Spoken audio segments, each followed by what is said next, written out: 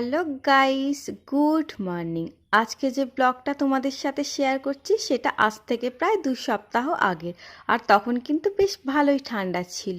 আর তাই জন্য দেখো সকালবেলা উঠেই চলে এসেছি কফি বানাতে। তো আমি এখন 2 কাপ কফি বানাচ্ছি, 1 কাপ আমার জন্য আর একটা বরের জন্য। আজকে কফি বানালাম বলে আজকে আর বরের জন্য চাটা বানাইনি, একেবারে 2 কাপ কফি বানিয়ে নিলাম, না হলে ওর জন্য রোজ চাই করতে হয়।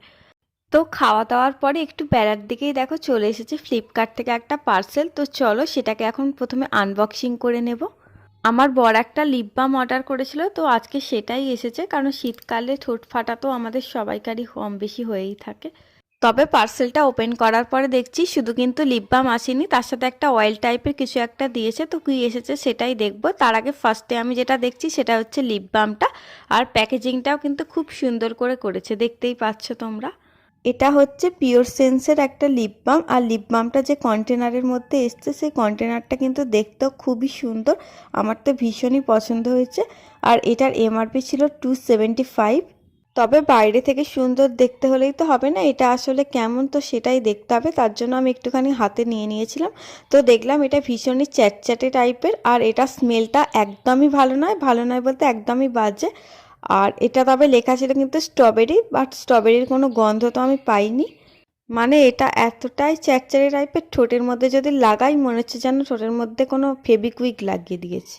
আমার ভালো না লাগলেও আমার বরের ভালোই লেগেছে। তবে ও এটা ইউজ করে বললো যে রেজাল্টটা বেশ ভালোই পেয়েছে, ঠোঁট কিন্তু একদমই ফাটেনি।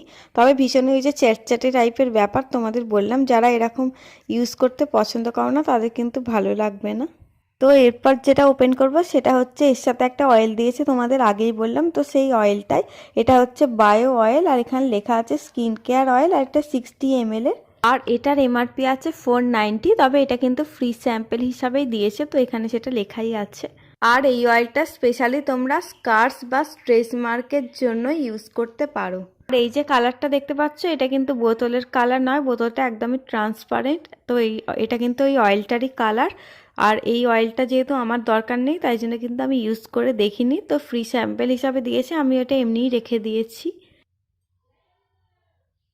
বাজে প্রায় 3:30, আজকে এক ফোঁটা রোদ ওঠেনি। তো চুলটাও দেখতে পাচ্ছি একদম ভিজে, একটুও শুকোয়নি। তো এই ভিজে চুল নিয়ে তো শুয়ে ঘুমাতেও পারবো না, তাই জন্য আজ আর শুইনি।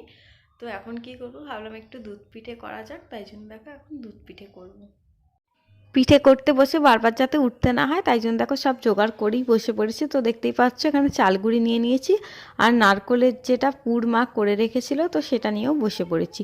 তো পিঠেগুলো চটপট করে গড়ে নিয়ে আমি ফার্স্টে সেদ্ধ করে নিচ্ছি। আমি আগে সেদ্ধ করে নিই, তারপরে দুধের মধ্যে ওগুলোকে দেবো। তো দেখো দুধটা গ্যাসে বসানো মাত্রই আমার আরেকটা পার্সেল চলে এসেছে। তো এই পার্সেলটা এসেছে মিন্ত্রা থেকে। কি এসেছে তো চলো সেটা তোমাদেরকে পরে দেখাচ্ছি, আগে আমার পিঠেটা শেষ করে নিই। লাস্ট দুবার পিঠে করতে গিয়ে আমার বেশ সমস্যা হচ্ছিল। তো কি হচ্ছিল সেটা তোমাদের বলি। যখনই দুধটা ফোটার পর আমি গুড়টা মেশাচ্ছি তো তখনই দুধটা কেটে যাচ্ছিলো, এরকম বারবার হচ্ছিল। তো তাই জন্য ভাবলাম তাহলে হয়তো গুড়টারই কোনো সমস্যা ছিল, কারণ সব দুধ তো আর খারাপ হতে পারে না। তাই জন্য এবারে কি করেছি, আগে দুধের মধ্যে পিঠেগুলো দিয়ে ভালোভাবে ফুটিয়ে নিয়ে নামিয়ে ঠান্ডা করার পর গুড়টা এমনি মিশিয়ে দিয়েছি শুধু কালারটা আসার জন্য। তবে দুধ গুড় একসাথে দিয়ে ফোটালে টেস্টটা কিন্তু আরও বেশি হতো। তারপর সন্ধেবেলা দেখছি বড় একটা মটন বিরিয়ানি নিয়ে চলে এসেছে, তো আমরা সেটাই ভাগ করে খেয়ে নিলাম। বিরিয়ানি খেয়ে মোটামুটি গা ভারী আছে, এখন বাজে প্রায় 9:30 মতো। তো খিদে যদিও পাইনি তবু একটুখানি যেহেতু দুধ পিঠে করলাম তো ভাবলাম একটু খেয়ে নিই। তো দেখতেই পাচ্ছ এখানে 1 বাটি দুধ পিঠে নিয়ে চলে এসেছি, তো এখন সেটাই খেয়ে নেব।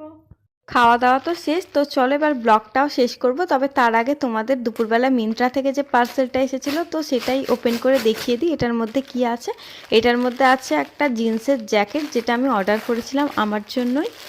আর এটার দাম ছিল 450 মতো। তবে মিন্ত্রায় তো সবসময় কোনো না কোনো অফার চলতেই থাকে, তো তখন কিছু একটা কুপন কোড দিচ্ছিল, যেটার জন্য আমি কিন্তু অনেকটাই কম এই জ্যাকেটটা পেয়ে গেছিলাম। আমার এই জ্যাকেটটার দাম পড়েছিল 292 টাকা।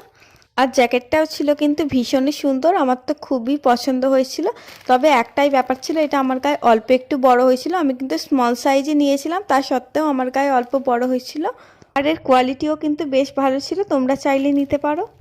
আর অনেক দিন ধরে এরকম একটা জ্যাকেট কেনার আমার ইচ্ছা ছিল, কারণ সবাইকেই দেখি পরতে, যাই হোক আমিও কিনে নিয়েছি। তো চলো আজকের ব্লগটা তাহলে এখানেই শেষ করছি। সবাই ভালো থেকো, টাটা, গুড নাইট।